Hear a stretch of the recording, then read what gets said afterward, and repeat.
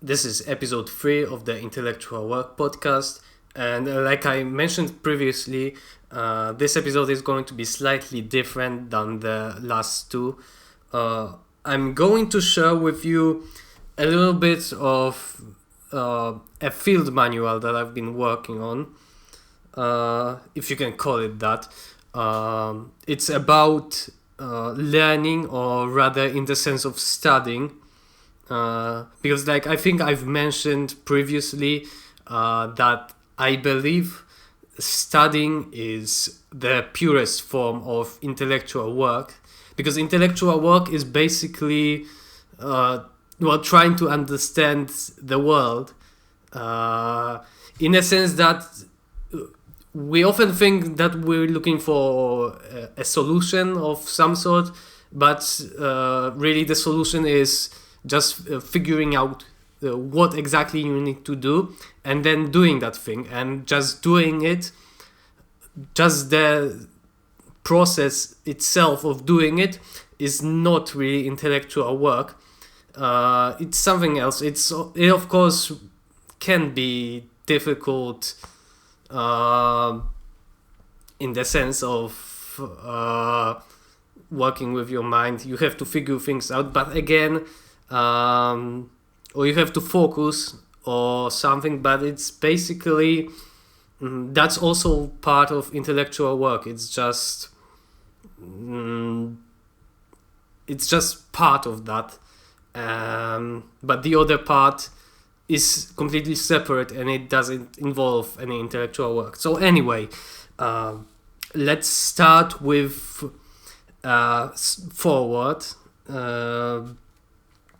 By nature of my personal experience, this manual is directed specifically to those struggling with learning but highly motivated to achieve extraordinary results. It might be of use to those who already achieve great results easily and want to get even better, or those who just want to get by, but is not written with these individuals in mind. To the first, I might suggest humility, hard work, and never being satisfied with what you've accomplished. To the second, I may suggest aiming higher and being more aggressive. Progress, no matter how small, can only be made by pushing yourself beyond your limits, which are difficult to even reach. So this whole manual is divided into 4 sections: strategy, methods, insights, and problem. The last 2 are not really well developed yet, and I might actually delete them if I don't really see the purpose in having them. I might write something else where I will discuss the insight that I have into the process of studying and the problems that I've faced. But that would be, if anything, that would be if I do not decide to include that in this manual, then that would probably be a completely separate thing, and probably also in a different form. But the first 2, strategy and methods. Strategy is just more general. It's slightly philosophical, and how you should just generally approach work, studying, in the sense of studying. And methods is more concretely the things that you can just sit down and do for a certain period of time. So let's start with strategy, and the first one is probably obvious to you if you've listened to the previous 2 podcasts, which is work a lot. I've mentioned it specifically in the episode of Elon Musk, who believes that you should first and foremost work really, really hard, and that's pushing it to the extreme. And I'm probably going to make another episode discussing the advantages and disadvantages of working hard, because nowadays there are many opinions that you shouldn't work as hard if you're doing intellectual work. In fact, if you Google intellectual work, one of the first search results is an article discussing that you shouldn't work long for a long time if you're doing intellectual work. I don't exactly agree with that. Maybe I have a bias towards what Elon Musk says, but overall, I do believe that working a lot is generally better, and I'm not exactly convinced that the disadvantages are really that severe. I think overall working a lot still wins despite the disadvantages. So what I write here, I'm going to cheat here. Normally when you evaluate something, you would have to take into account both the good and the bad. So already it's a different approach. I'm not discussing it, I'm just telling you from the point of view of, you not working hard, probably not as hard as you should. It's this is sort of like when you say to when you say just in general that people should do something, you of course don't consider every possibility, every individual, but that's just a rule that is better given in this form than saying that no, you actually shouldn't do that, or that you should be careful with that. It's often better to just take an aggressive stance and just tell people, do this one thing exceptionally good, exceptionally well, and that will often give the best results. So this is kind of, I've sabotaged myself in a way, because of course I talk about you should work hard, but also here I'm talking about maybe not. So just, there is a reason why in this manual I only write about why you should work hard, and that's an important thing to consider. What I'm going to do here is give you every reason why you should work harder and none why you shouldn't. Why? Because I'm not making a case for it. You know already that you should work harder. So when you're in doubt, you can just remember the following reasons why you want to work harder. First, hard work might not pay off immediately, but it always will eventually. All the work you do might not give the results you're looking for, but over time you will accumulate knowledge, experience, and skill. It's like going through a forest. You see no progress because the trees are obscuring the view. But if you just keep going, you will eventually get out. This is probably familiar to you if you've been trying to learn an instrument. So I don't remember where I've heard this analogy, but a lot of people have this problem with guitar, for example, where at first you're really struggling. You're basically making no progress, seemingly, and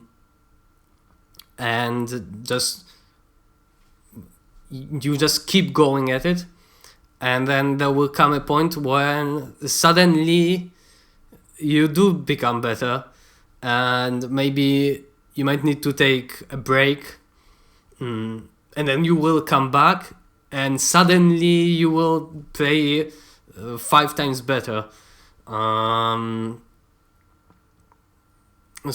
So there is some progress made, even though you don't see it. It's not exactly like you just have to keep doing it for a certain amount of time, and then magically you will pass a certain you will have worked a certain number of hours, and then magically you will gain the ability to play 5 times better. It's just you making progress, but it isn't visible, and then suddenly you learn something that makes it become visible. Second point, intellectual work is mostly figuring out what to do. Like I've mentioned previously, it's basically that's basically what intellectual work is. I've said here, I wrote it's mostly figuring out what to do, but it's basically the entire idea. You need time to do so. You can't rush it. You can't just set deadlines and force yourself to think faster. That's why it's best to just work for longer, knowing that eventually you will find a solution.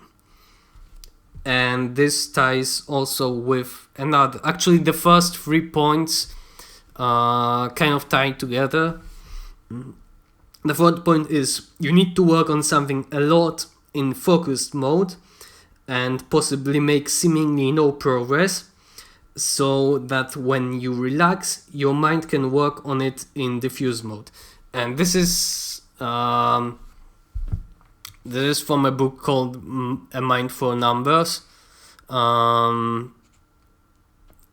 This is where I've taken the idea of focus and diffuse mode, or rather the terminology, because the idea itself is pretty, I'd say, self-explanatory and just common sense, kind of.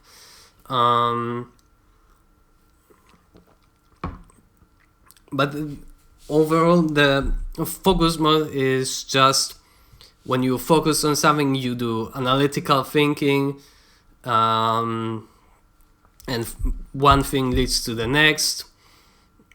And diffuse mode is where when you're not focusing on something, you're basically not working on it, but still your mind kind of makes progress. It's kind of like in a dream, or like when you're taking a shower, suddenly ideas pop into your mind. So that's diffused thinking, when you're not thinking about it, and you don't go from one thing to the next and then to the next. You just kind of go all over the place, and you can come up with more creative ideas. So that ties to the second point, that you just need to work longer on it, because you can't force it. And then after you've worked on it for long enough, you can go relax, and your mind will go into diffuse mode, and then your mind can work on it in this diffuse mode. But first you have to do all this focus mode thinking, and we often underestimate how much this focus mode thinking we need to actually do. It's there is something I've noticed, that when you practice something,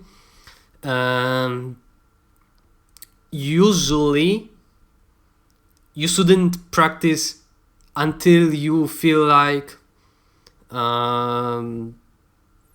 until you feel like you're not making any progress anymore.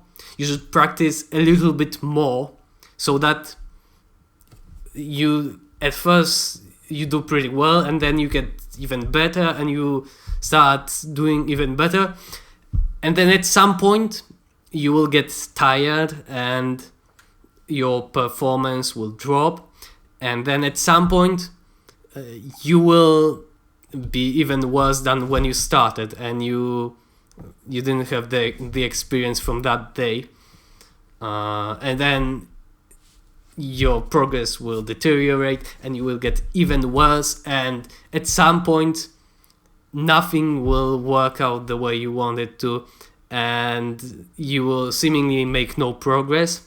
But if you do that, if you just go a couple, maybe not a couple of hours, but say an hour more, or at least half an hour, where you seemingly make no progress and you fail everything, you just a total failure, and then I think that if you do that, that often results in the next day when you go back to practice, you will notice that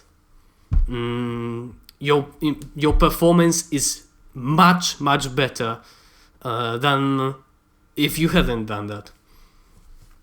That extra hour or so where you're just failing all the time. Another point, this is the last point, I think, yes, and it's a long one. Understanding one thing deeply and understanding many things shallowly requires learning the same number of smaller things. This is I think the most philosophical that I will get here. Maybe not actually, but it's a still pretty philosophical take. And it's something to change your perspective. I think it's useful. The difference is only in how much they relate to things you already know. So you need to just learn a lot of different things, which takes time.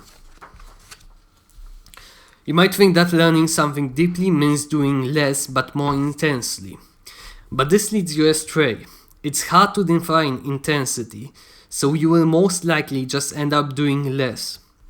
Looking at the deep shallow analogy this way is a bad idea. The analogy is that instead of exploring the surface of a basin, you're going deeper. So in both cases you're moving, leaving the parts you've already explored and exploring new parts. The only difference is that you're either going further in one direction, leading you to the bottom of things, or you're staying at the top, only moving in every direction that isn't down. So you're not making consecutive steps. You're going first, say, north, then east, west, south, north, west, whatever. And you, instead of just going down and then down and then down and then still down.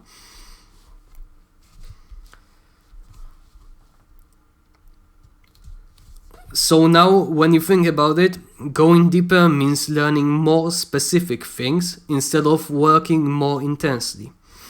So instead of learning different things from different topics, you're learning different things from the same topic. The effectiveness of going deep is just that you fill gaps, can make better connections, and can use the knowledge you've gathered to be able to understand more complicated ideas.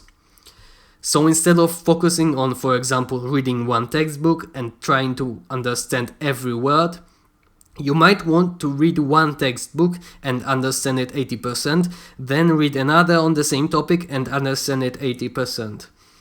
Most of the things will overlap, but you will see them from a different perspective, and you will also learn some new things that are very closely related to what you've learned.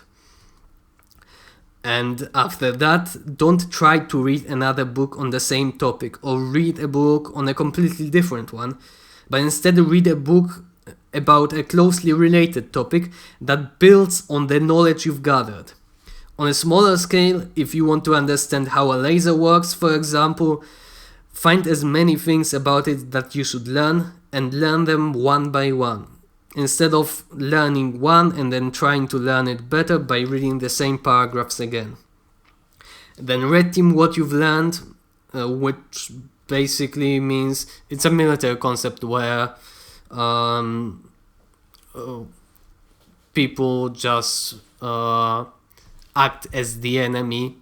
So in this case, it's basically testing your knowledge as if you were the examinator.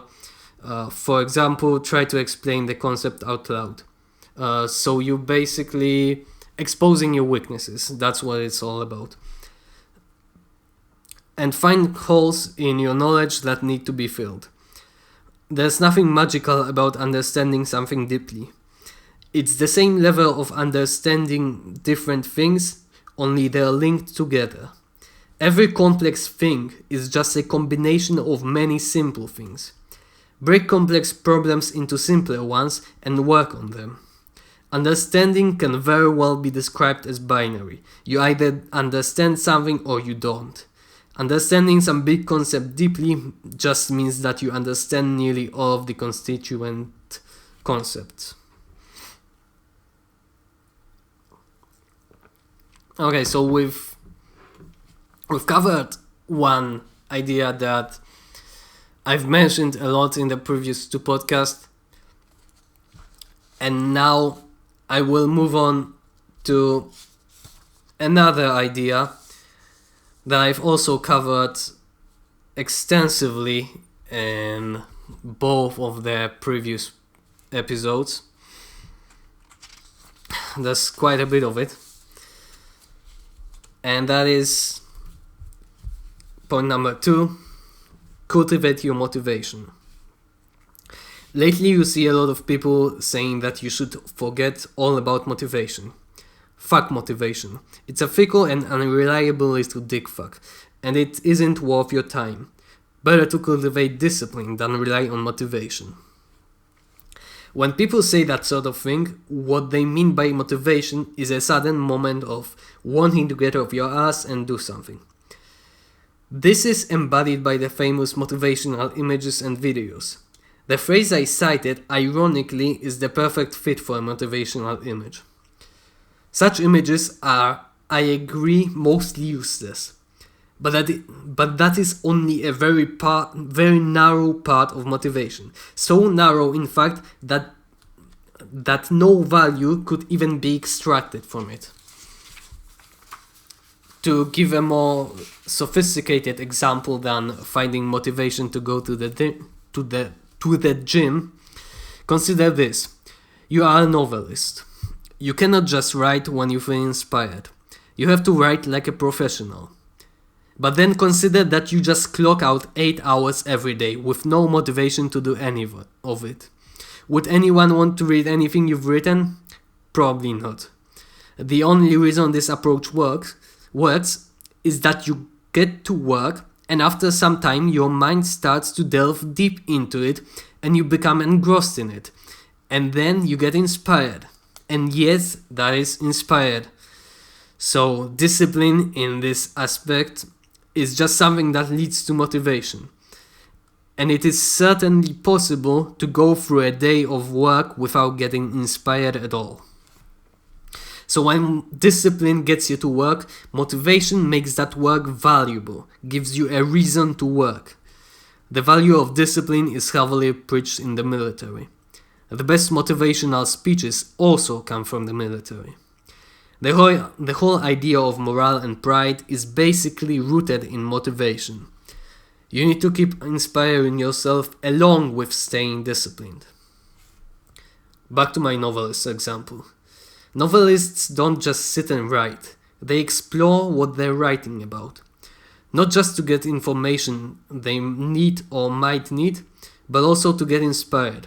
For example, science fiction authors will deeply research the science and engineering that appears in their books, not just to understand what they're writing about, but also to get inspired. And that reminds me of J.K. Rowling, who often rented rooms in hotels in areas that would inspire her to write Harry Potter. And that was mentioned in Cal Newport's Deep Work, and I'm again mentioning that book. And it was partly, of course, part of that was like Cal Newport mentioned in his book, that she wanted to get isolated, to just be able to work just on writing the whole time, and get deeply engrossed in it. But the environment also mattered. It would inspire her to write, and many writers, of course, you probably know some examples where they just explore what they're writing about, the environment, and they kind of walk around the environment and take it in, and then they go back and they can get inspired more easily. You need to inspire yourself too. Find what applications what you're learning about has. Keep researching the topics surrounding it. Be careful not to fall into the trap of just doing your work. You want all your research to be a positive experience for you. So don't just force yourself to read scientific papers about advances in what you're working about. Read articles, watch videos, listen to podcasts, even play video games that relate to your job. For example, if you're a mechanical engineer, you might want to play Kerbal Space Program or Mass Effect or even Metal Gear Solid. And I get why people say that motivation is fickle. When you're starting in a marathon, you're all pumped up, you're ready to win gold. But that motivation was generated when you didn't feel the pain of running a marathon. And you cannot imagine pain. You have no idea what it feels like unless you feel it in the moment.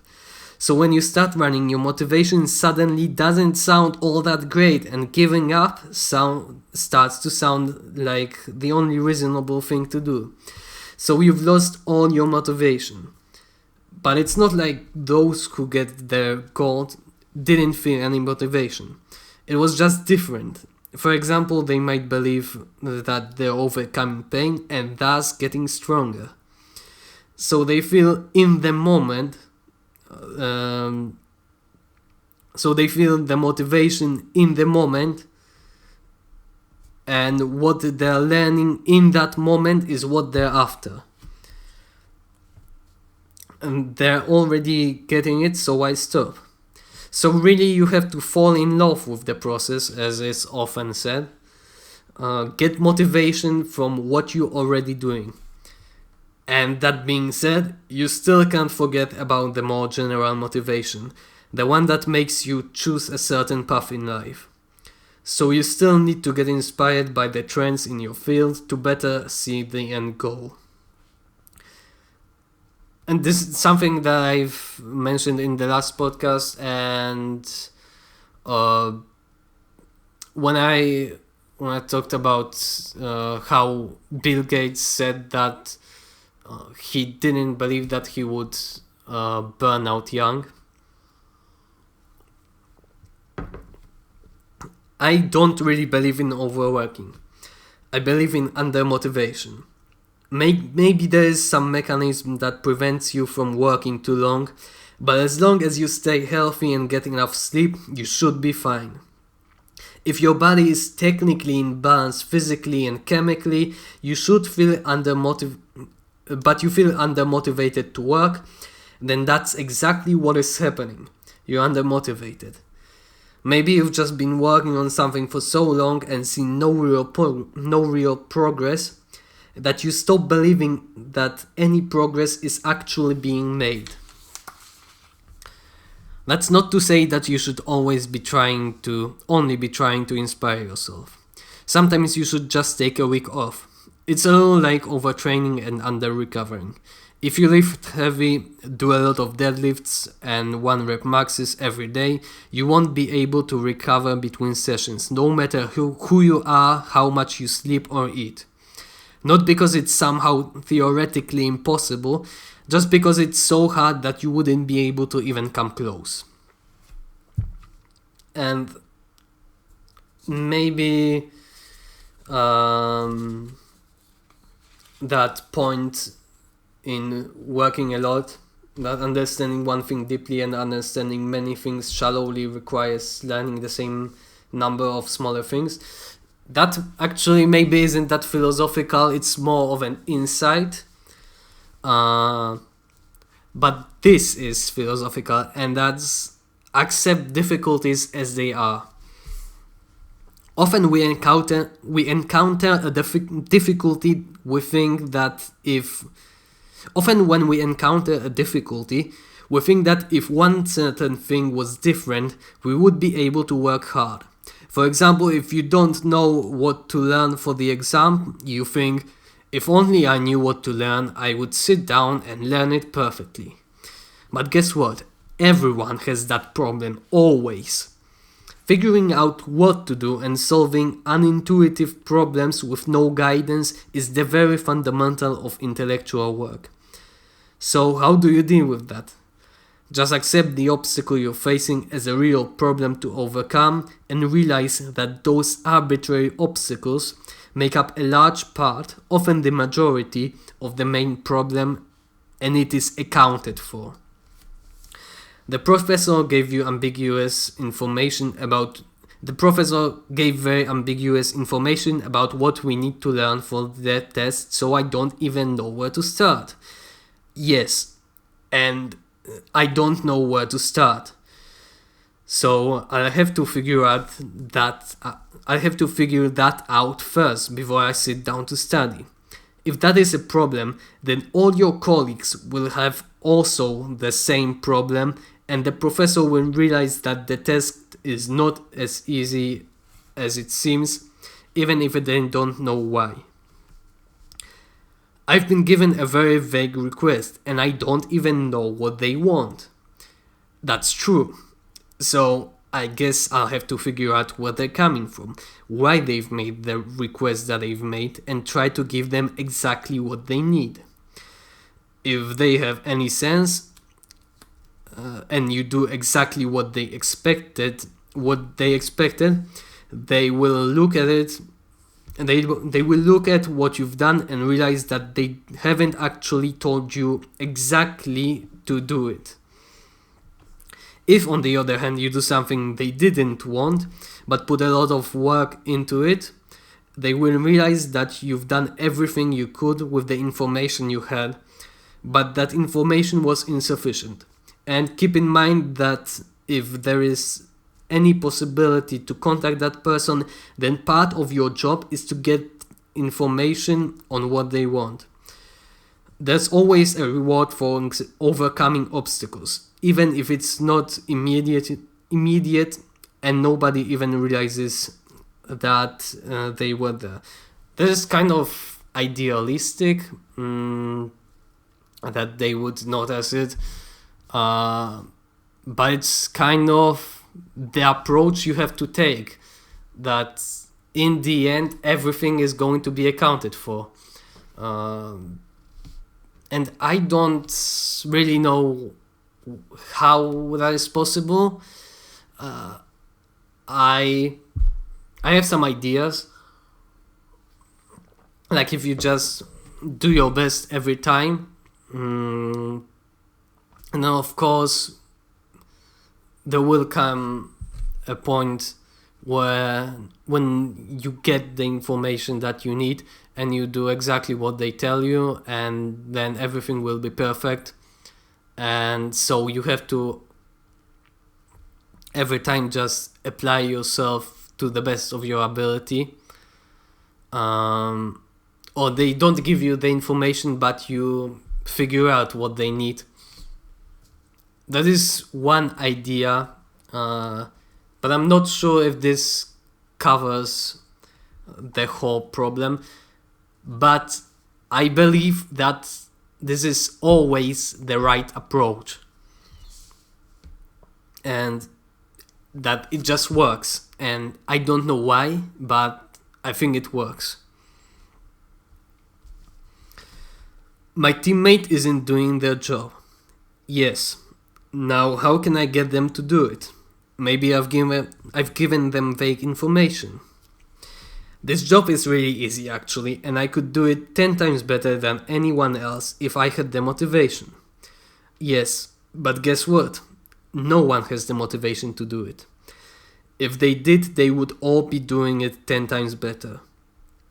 But there's still a reason why you're doing it and why you're doing it wrong. This, in other words, is taking responsibility. And if you've listened to Jocko Willing's podcast, Jocko Podcast, or you've read his books, especially Extreme Ownership, this is exactly the principle. The principle is extreme ownership. It's the main principle in that book. That you just always find something that you did wrong and you only focus on that, and try to fix it. Just take responsibility for any mistake that you might have made, and just try to mitigate the problem on your part.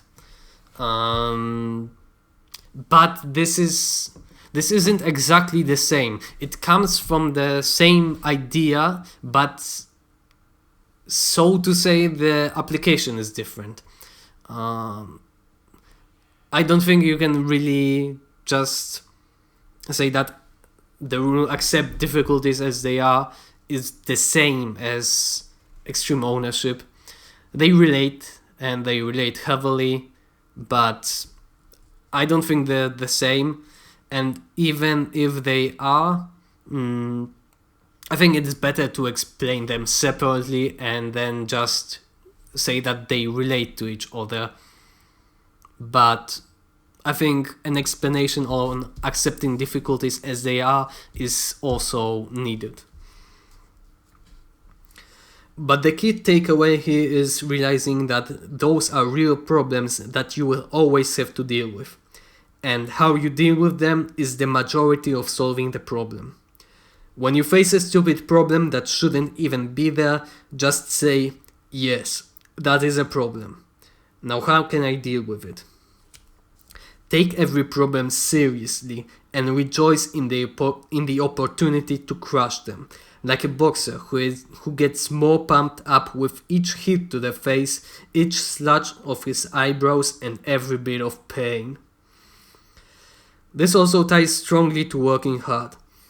When you work really hard for a really long time, you might start losing motivation. You might start thinking that you're tired and that you can't really do anything productive anymore. You're always going to start thinking about changing your strategy. But don't. Because you will always come back to not working hard, and then you're going to realize that that doesn't work either, and you probably should work really hard. But then when you do actually start working hard, you again start thinking that this actually doesn't work well. And this is actually the hard part. When we talk about difficulty, we usually think about pain. But when you're working with your mind, there isn't really any physical pain below a certain threshold. So Elon Musk always mentions that, or once mentioned at least, that he wants people to work really hard until their head start to hurt physically, and then they should go to bed and then come back the next day to again work until the head hurts. But you usually don't reach that point. That is kind of, it should be thought of like success. Like maybe you've heard Tom Platz. He was one of the best bodybuilders,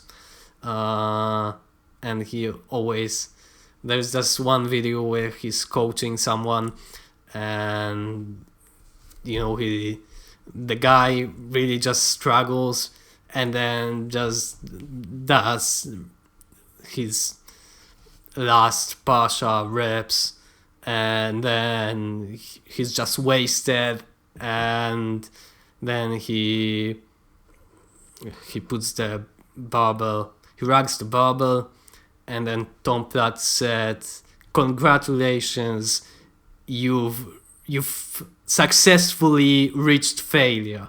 And that's kind of this idea that Elon Musk has.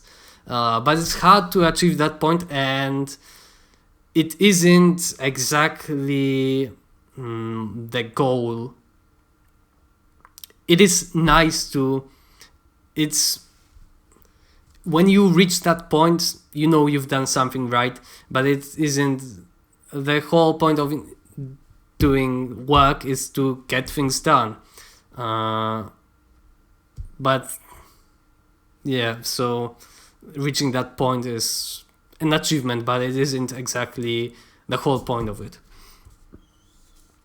You usually start losing motivation and stop seeing the value of what you are doing.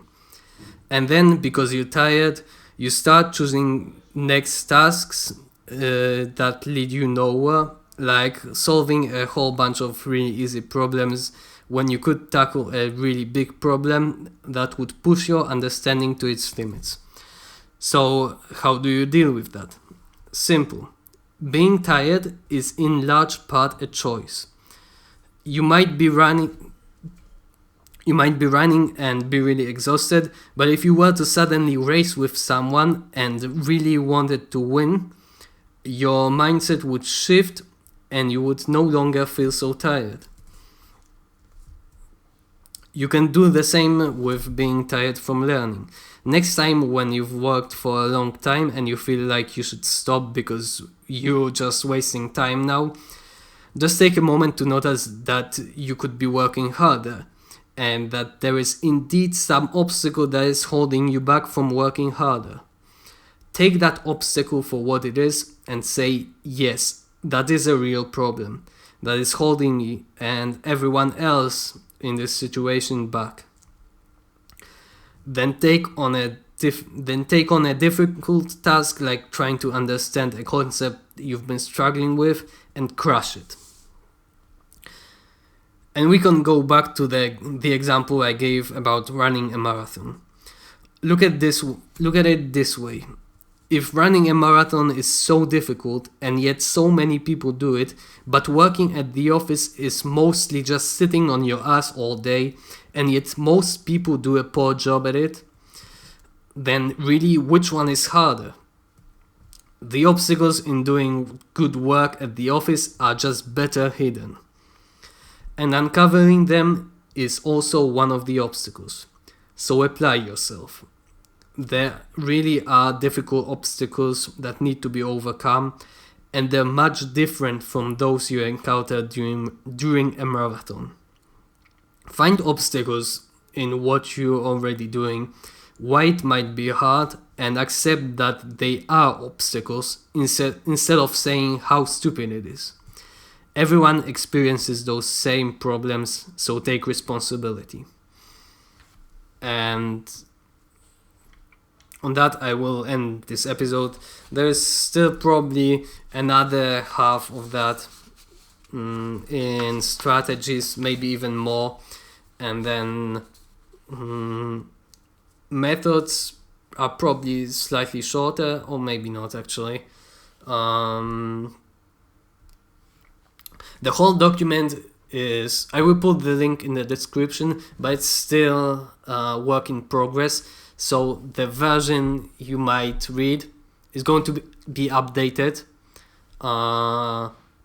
and it might be slightly different from what I read here. But that has been episode 3. And I hope I will see you in episode 4, where hopefully we will finish strategy, but maybe it will be 2 more episodes actually. So yeah, this is going to be a slightly longer series than, well, it's going to be at least longer than the biographical episodes. So that was just 2 episodes, and this is going to be probably like 5 or 6. And then I might add more, even this insight and problems, or I might actually delete that. The whole document is currently like 15 pages, so it's going to be it's going to take time. But anyway, I hope I will see you in the next episode, and thank you for listening.